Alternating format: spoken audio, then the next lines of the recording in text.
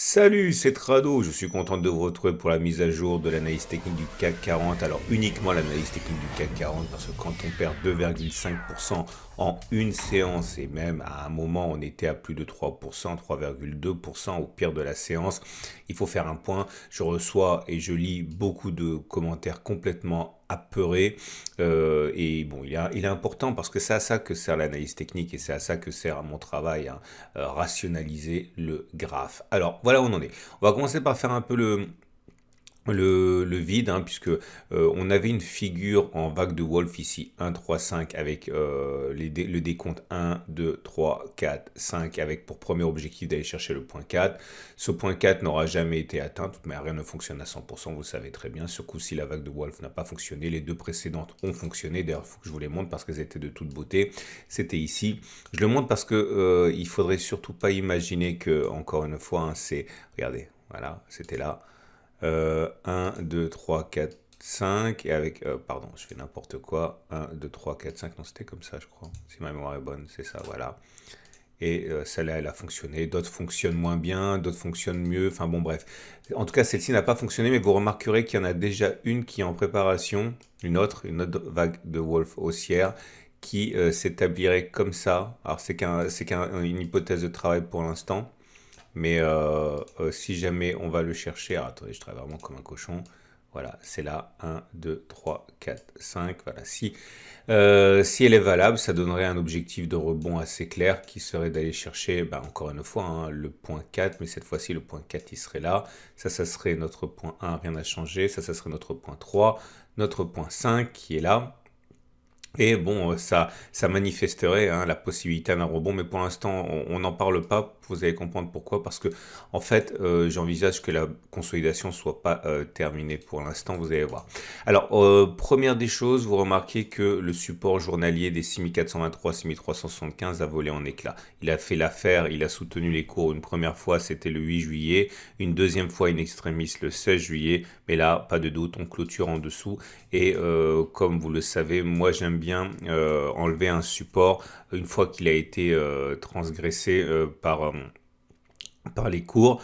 Ça fait que une fois que le changement de polarité a déjà eu lieu, ça sert plus à rien. Voilà. Le gap ici des 6342, 6351 a été rebouché aussi. Voilà. Et on se retrouve avec quelque chose qui ressemble donc à ça. Vous remarquerez qu'on a ouvert un gap 6419, 6404, puisqu'il n'y a pas de cotation entre les plus bas de la séance du 16 et les plus hauts de la séance du 19. Difficile de savoir ce dont il s'agit. En tout cas, s'il s'agit d'un gap de continuation, ça nous fait une belle jambe parce que voilà le chemin qui a été parcouru avant le gap. Voilà l'objectif et vous voyez, il a déjà été rallié au point près, donc il perd de son acuité. Ce que ça veut dire également, c'est que lorsque le gap, il a déjà permis d'atteindre l'objectif théorique qu'il imposait, il n'offre pas une véritable résistance. Donc je dis ça simplement parce qu'au moment où on remontera, et on remontera forcément à un moment, j'imagine, on va pas finir à zéro, ça n'aurait pas beaucoup de sens, eh bien, il risque de pas donner beaucoup de fil à retordre au haussier, ok, à garder ça pour plus tard. Et, et la question que je lis partout et qu'on m'a posée, c'est jusqu'où la baisse. Alors déjà, je vous invite à regarder l'analyse technique de moyen terme parce que ce que je vais dire est exactement la même chose que ce que j'ai dit dans l'analyse technique de moyen terme du CAC, du DAX, des indices américains, etc., qui est bien sûr disponible sur la chaîne que vous connaissez bien, la mienne. Et on va faire les choses à l'envers. Regardez, prenez le graphe mensuel. À quel moment pensez-vous que les investisseurs, on va dire expérimentés, vont rentrer? Il y a un endroit qui attire le regard de manière évidente, c'est ce support mensuel des 6110. On regarde les données hebdomadaires. Ok. Où pensez-vous que les investisseurs de moyen terme seront intéressés par l'investissement? Ben, naturellement à peu près au même niveau. Donc ça veut dire quoi? Ça veut dire que je pense que la consolidation n'est pas terminée, qu'on va aller à 3,2% au moins. Ok, pour aller notamment combler un petit gap là qui traîne. Alors c'est pas ça qui m'intéresse. Aujourd'hui j'aimerais vous parler d'une technique, de ma technique préférée en fait, pour savoir jusqu'où les consolidations pourraient bien aller. Et ça s'appuie sur l'Ishimoku. Alors j'en ai déjà parlé, c'est un secret. Vous savez, quand on démarre l'analyse technique, au début, on veut trouver plein de choses, après on s'en fiche un peu. Mais moi, c'est sans doute la première chose que j'ai découverte et dont j'étais, enfin quand j'ai commencé à faire de l'Ishimoku, hein, et dont j'étais vraiment très satisfait, et à tel point que j'ai gardé ça pour moi pendant 10-15 ans. Maintenant, je vais le partager pour ceux qui ne le connaissent pas, ceux qui me suivent depuis un petit moment le connaissent déjà, j'en ai déjà parlé. C'est ma façon préférée d'établir des objectifs avec l'Ishimoku, et vous allez voir comment ça fonctionne. Alors c'est une fois que le twist a lieu, vous savez, il y a la SSA et la SSB. Attends, je vais enlever, voilà. La SSA, c'est en haut, la SSB, c'est en bas, et à un moment, ça se croise. Graphiquement, mon nuage bleu devient vert. Ok, ça ressemble par exemple à ce qui s'est produit ici. Vous voyez, c'est bleu, ça croise, ça twist, ça devient vert. Et j'ai remarqué, il y a pas mal de temps de ça, que lorsque, après une belle période de nuages bleus comme ça, ascendant, eh bien on twistait, le twist qui devrait avoir lieu dans les tout prochains jours, à mon avis, on n'y échappera pas, hein, puisque on est sous le nuage maintenant. Eh bien, on prend la distance telle que le twist soit au milieu. Bon, alors soit vous faites à la main comme ça, vous prenez la distance entre les plus hauts et le twist et vous le reportez en dessous, soit vous faites ça de manière un petit peu plus systématique et plus rapide. Surtout, vous prenez les Fibonacci, vous mettez le twist au milieu des 50%, ça revient exactement au même. Et vous remarquez quoi? On anticipe le twist là, hein, attention, hein, donc, parce qu'il aura lieu à mon avis incessamment. Et vous remarquez quoi? Que ça nous donne précisément le même niveau objectif qui est le support hebdomadaire et mensuel. Autrement dit, ça nous donnerait encore, je le répète, j'ai déjà dit, une baisse qui irait à minima, hein, entre 2,12 à 3% à peu près, hein, si on fait. Alors maintenant, je vais backtester ça, mais attention, c'est un truc qui est compliqué à backtester. L'idée, c'est que je me suis contenté ici parce que j'ai pris les cas les plus simples d'une belle tendance haussière qui ensuite amène un twist. C'est-à-dire que j'ai pas tenu compte des changements et des twists lorsqu'on navigue à plat. C'est plus compliqué, il y a une technique, mais j'y reviendrai un jour quand ce sera le temps. Voilà, j'ai uniquement backtesté quand c'est très clair comme ça, vous voyez, grand nuage bleu qui monte, puis twist. Et là, c'est un succès, par exemple, parce que vous voyez, vous prenez le plus haut avant, ok, vous mettez 50% au niveau du twist et vous voyez bien que l'objectif a été rallié. On est même allé beaucoup plus bas, mais c'est pas la question. Là, j'ai pas tenu compte. Là, j'ai tenu compte parce que vous voyez, joli nuage bleu ascendant, sans ambiguïté. Vous prenez les plus hauts, vous mettez le twist au niveau des 50% ici. Et vous voyez, on est allé chercher cet objectif. C'était là. Ok. Encore un autre exemple, là je n'avais pas tenu compte, encore une fois c'est une autre technique que j'utilise, hein, j'y reviendrai plus tard. Là j'en ai tenu compte parce que mine de rien c'était une belle tendance et ça n'a pas fonctionné, puisque si on prend la distance parcourue avant le twist que l'on reporte par-delà le twist, vous voyez, on n'a pas atteint l'objectif avant de faire un plus haut par rapport au précédent sommet. Ok, donc c'est un échec. Là c'est une nouvelle réussite. Et regardez comme c'est millimétré. J'adore ça et surtout je suis super content de le partager avec vous. Parce que voilà, ça sert à ça aussi mon site. Bah, regardez, c'est merveilleux. Ok. Bon, et on va aller plus vite. Donc là, je n'avais pas tenu compte parce que la tendance haussière n'était pas clairement établie. Là, ça a fonctionné encore une fois. Alors, le premier a fonctionné. Ok, ici, on met 50% sur le twist, ça a fonctionné. Alors, les autres, c'est pas qu'ils ne fonctionnent pas les autres, hein, mais ils fonctionnent moins bien avec des périodes de latéralisation. Là encore, ça a fonctionné, ça a fonctionné, ça a fonctionné. Là, ça a échoué, ça a échoué, ça a fonctionné. Succès, succès, échec, succès. Succès, succès. Regardez là, on dirait vraiment que ça n'a pas fonctionné, mais ça a fonctionné. Ça a même fonctionné au point près. Je ne sais pas pourquoi, j'en sais rien. Pourquoi ça fonctionne, mais enfin bon, voilà. Là, c'est encore un échec, un succès, un succès, un succès. Je suis remonté jusqu'à l'origine du CAC 40 pour trouver ce qu'il me fallait. Et je suis monté jusqu'à 39 occurrences.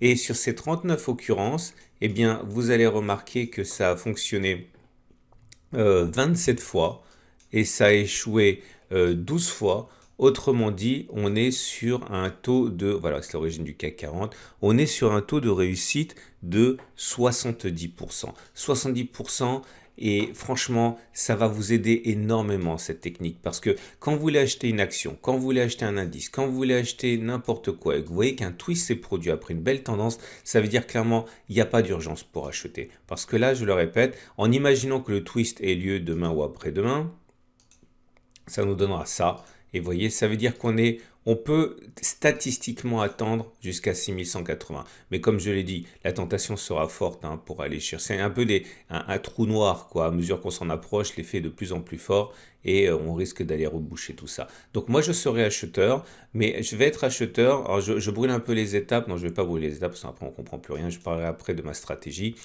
Vous remarquerez, parce que pour moi c'est important également de vous le signaler, j'avais dit que ce coup-ci, contrairement à la fois précédente, j'étais pas acheteur parce que pour plein de raisons, et notamment le fait que statistiquement on sait que quand on casse le super trend à la baisse, on va faire plus bas que la bougie de cassure, et vous voyez, c'est pour ça que j'avais pas acheté et on est allé plus bas, donc ça c'est également fait.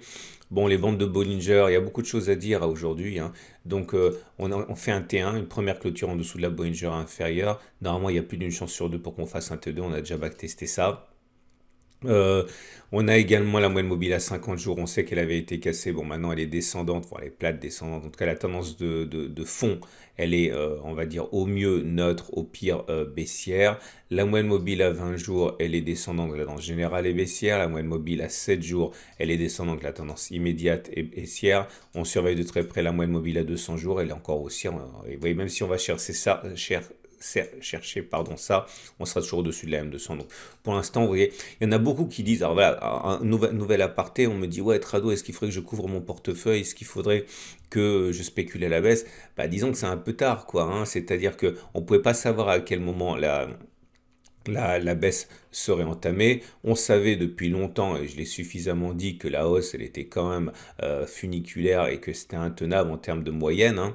Donc, moi, je ne savais pas à quel moment la baisse commencerait, hein. C'est pas, je suis pas en train de vous dire qu'il fallait m'écouter, mais je dis simplement que si vous voulez couvrir votre portefeuille, fallait peut-être le faire avant, pas alors que l'on est éventuellement, mais il n'y a aucune garantie, hein. Peut-être qu'on ira plus bas, qu'on est à 3% de l'objectif final. Alors encore une fois, je ne dis pas que ça va pas aller plus bas, j'en sais rien, je suis pas devin, mais voilà, peut-être que ça va s'arrêter des 2,3%. Si vous couvrez votre portefeuille maintenant, c'est déjà un peu tard, puis ça coûte cher, hein, de couvrir, surtout si vous utilisez des produits comme le BX4, hein, qui sont franchement pas les plus adaptés.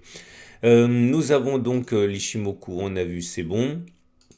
Les indicateurs techniques, bon forcément on va le faire vite, mais j'aimerais vous parler des indicateurs techniques qui n'ont pas démérité, et parce que bon, il y en a qui sont nerveux, on le sait, etc., mais il y en a qui sont beaucoup moins nerveux, et le KST avait délivré son signal baissier, c'était le 25 juin, l'Arun avait donné son signal baissier le 28 juin, le Vortex avait donné j'en avais parlé, j'avais backtesté en temps réel tous ces indicateurs techniques, hein, et vous voyez, et j'aimerais également, quatrième aparté ou troisième aparté, certains vont se ronger les doigts ou se gausser, je ne sais pas, du fait que j'ai pas pris le signal baissier. Et voilà, là, clairement, c'est l'avantage de l'analyse technique et le trading probabiliste par rapport à celui qui est émotif. Parce que vous savez très bien que j'ai pris tous les trades perdants que j'ai pris cette année sont sur des signaux baissiers sur le CAC 40. Et tous les trades gagnants sont des signaux haussiers. Vous savez, je le mets en temps réel sur le blog, etc. Donc actuellement, sur l'année, sur les trades du CAC 40, je suis gagnant. Je suis gagnant à cause du ratio gain-risque. Bon, je ne vais pas revenir là-dessus. Mais voilà, si j'avais pas réfléchi et si j'avais simplement fait ce que mes backtests me disent, j'aurais dû spéculer à la baisse, et le gros gain que j'aurais eu maintenant compensait largement les 3 petites pertes que j'ai eues avant. Et c'est pour ça aussi que j'aime le trading probabiliste, parce qu'il ne laisse pas de place à l'instinct, aux émotions, à la peur. J'aurais dû le faire, mais vous voyez, même après 20 ans d'expérience, on continue à être faible.